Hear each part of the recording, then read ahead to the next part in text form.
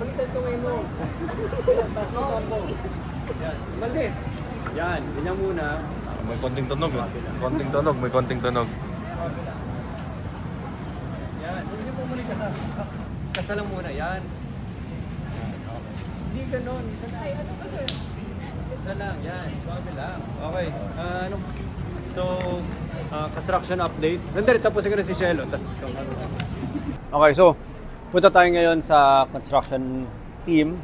Continuous update. So, we have the Tower 4 coming up. Tower 4, so third, medyo confusing lang. Pangatlong floor na natin, pero it's at Tower 4. So, third office natin dito sa PTEX. Imimit natin yung construction team. So, ito, representing, in a way, parang paano nangyari yun? Sabay-sabay ganyan, pero ba't parang ikaw ang boss ngayon ng ano? Hindi makapalag, may na talaga mga boys natin. So si Christine ang ating interior designer. Grabe. Tsaka si Lara, head of our purchasing. Oh, grabe, alam na. And our in-house architect. Hindi na nakita. Wag kang mag-handshake, hindi pa handshake yan. Ganyan lang. Isa lang. Yan, paano ka magiging cool. So ito architect natin si Don Padre. Siya yung gumawa ng alak na Don Papa.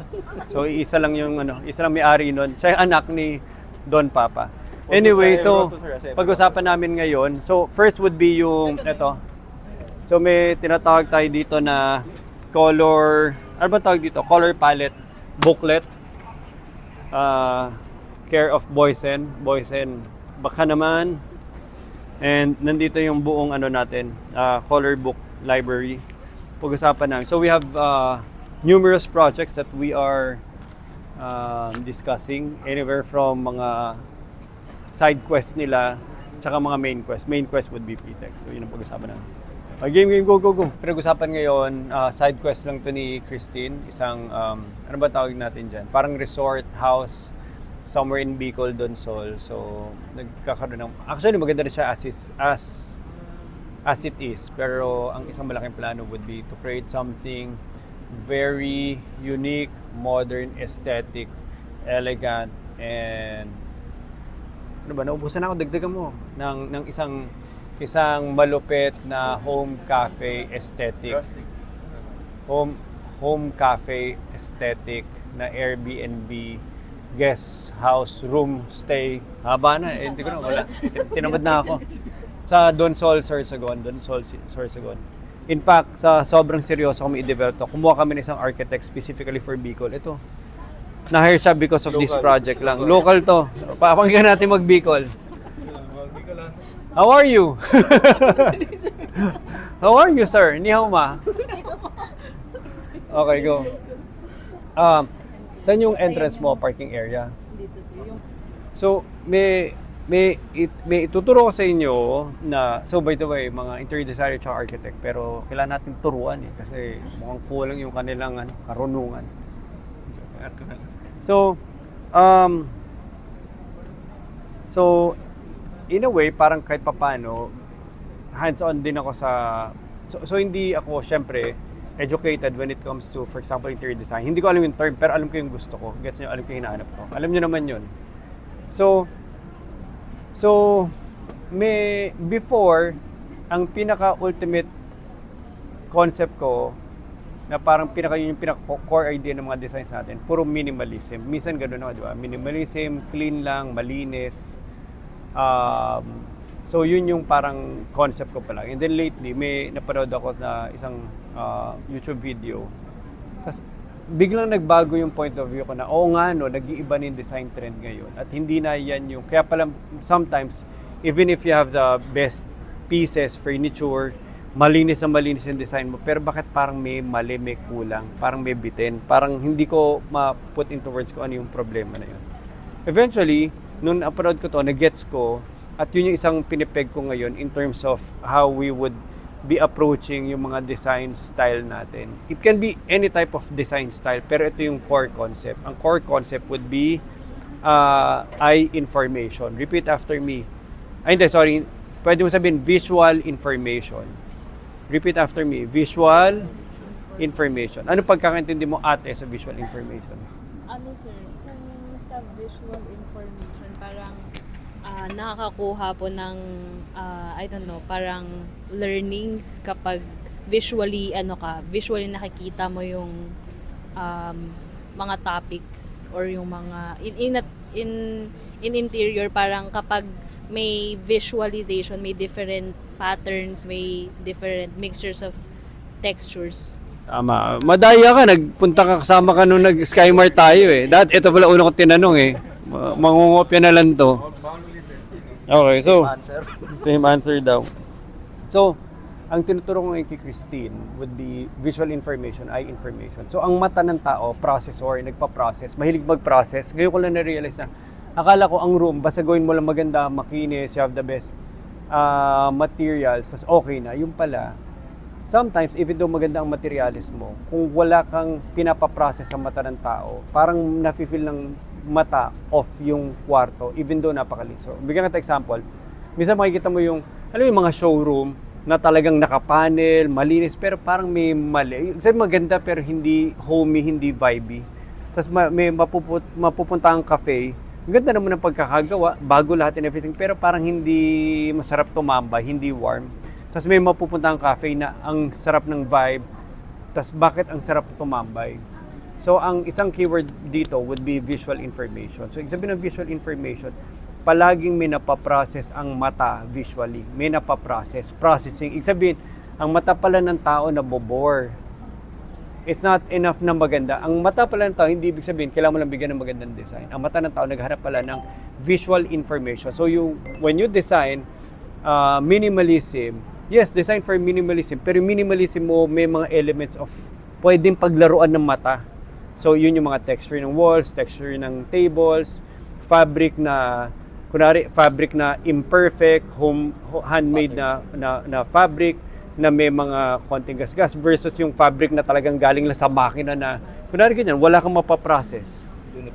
Oo. So, ibig sabihin, ngayon, gano'n ko ngayon, nagiging crucial ngayon. Kaya tingnan nyo yung minsan maarte ako sa mga bricks natin, di ba?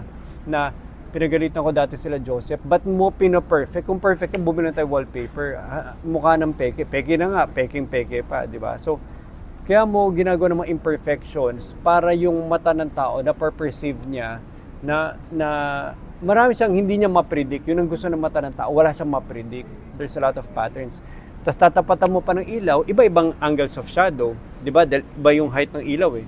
Di ba? Dito, iba yung angle ng isang ilaw dito. So, ngayon, nagkakaroon ng variety yung texture ng isang wall. So, kaya ako sinasabi sa inyo, design philosophy siya. Ang design philosophy natin ngayon, visual information, visual processing, may napaprocess palagi yung mata ng tao. So, for example, kunwari ito, table. Imagine mo yung original nito, puti. Versus, di ba parang for some reason, it's the same texture, malinis ang, pero bakit masarap to tignan? Kasi mata mo may napaprocess. Pero, kung mas may budget pa tayo, ilalagay natin dito yung may uneven texture ngayon. May, di ba, may mga iba-iba pang, yung micro grains na iba-ibang layer. Yung parang totoong kahoy, di ba? Kaya pala, ganun ang mata natin. Kasi tayo, as humans, nag-evolve tayo sa raw. Ang mata natin, ang brain natin, nanggaling sa, di ba, hundreds of thousands of years of evolution. At nung pinanganak tayo, wala namang synthetic. Lahat nature-made or handmade, full of imperfections. So, sanay na sanay yung mata natin na puno, lupa, walang perfect eh. Tapos ngayon, because of materials, lahat ngayon pina-perfect. So ngayon, nagiging boring visually, even though ang linis. At hindi mo alam bakit ginastosan mo na ang linis na minimalism, pero off pa rin. At yun yung gusto ko ituro sa inyo, visual process. Anyway, hindi ko napapakita sa inyo dito. Now, tatanungin mo ako ngayon, babalik tayo doon sa Donsol. Okay na Ray, so babalik tayo sa Donsol. Mga plywood na flat, ang ipoporma mo, yung mga kahoy na matatapang yung haspe. So ngayon, tapos i-vibrate mo siya. Pag tinanggal mo siya, may forma ka ng haspe. Para kasi na gano'n. Kasi kung hindi mo gagawin yun, paano mo uulitin yun? Eh di, alam mo, i-drawing mo pa isa-isa. Parang yung ginawa sa pinang-mold na sir yung ano. Tama. So imagine mo, kung nandun na lang din tayo, gusto ko mindful kayo na sa mga upcoming design, kung may buhos, may ganitong approach. In fact, kunwari nag-hollow blocks ka, ang pinakamalaring ginagawa nila dyan, pag pinag-hollow blocks mo, wag mo biglang pamasilahan. Kasi pinatay mo na yung natural pattern niya. Natural eh. May mga natural grooves ka na, tapos pag pinatay mo, nasa na information? Pinatay information. So, ngayon, ito ang hindi naintindihan ni Ma'am Sonia, hindi rin naintindihan nila Joseph.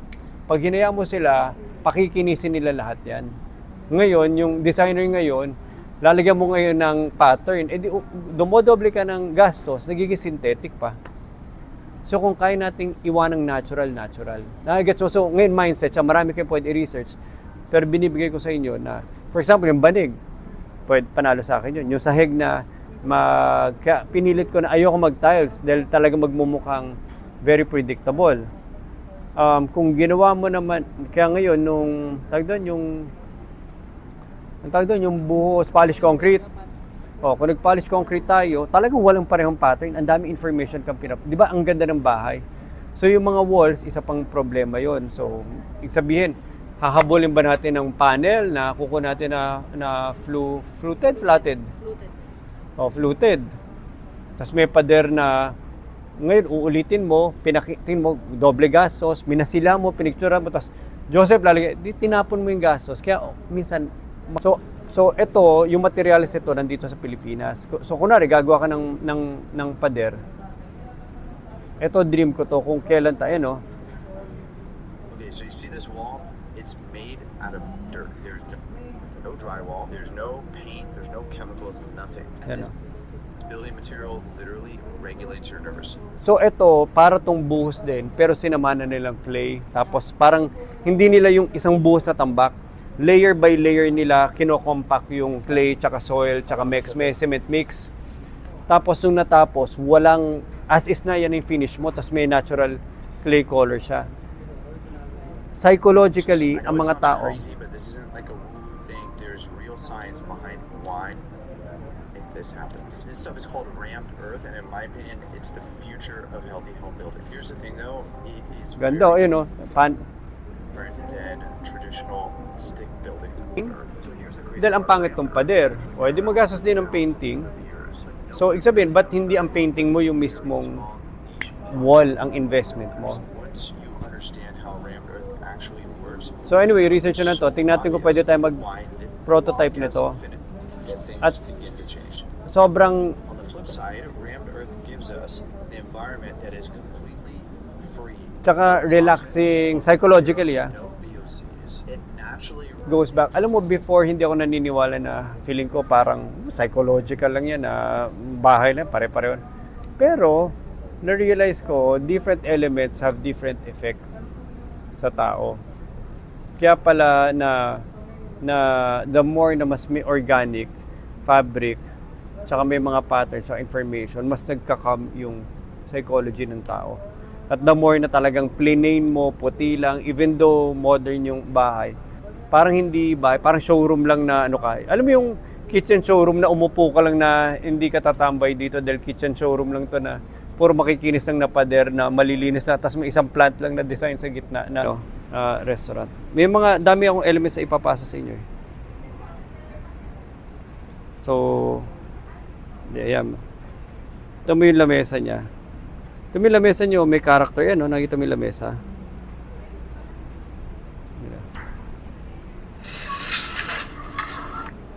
Hindi, upuan kasi pinapakita ko. Ayun, nakita yung lamesa?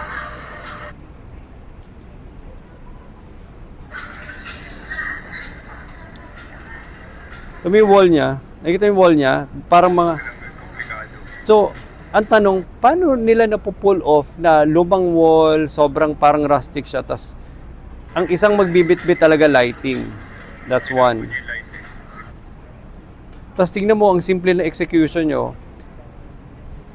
pinag-aralan ko na, syempre hindi mo rin mapapansin pag gabi kasi nakatingin yung mata mo pababa, di ba? Ito mo, ang ginawa niya, ang tawag dito?